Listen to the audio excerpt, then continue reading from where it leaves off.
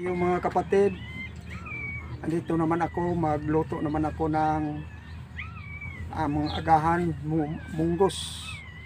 munggos at saka yung piniritong bangus. Ito mga kapatid, oh, yung bangus nga ano, yung ipirito ko para sa panganggahan namin.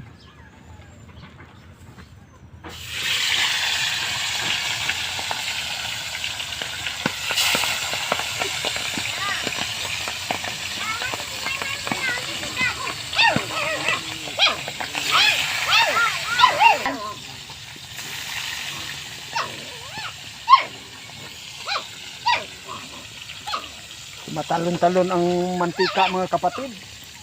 Parang bulkan sa ano sa Kanlaon. Ito ang mga sahog ko sa munggos mga kapatid, ahos at saka luya at saka yung sibuyas dahunan at saka yung sibuyas Bombay at saka yung ano, lagyan ako ng alugbati para maganda.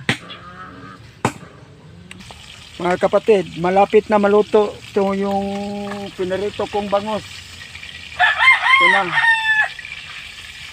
maghintay lang tayo ng 3 minutes maluto.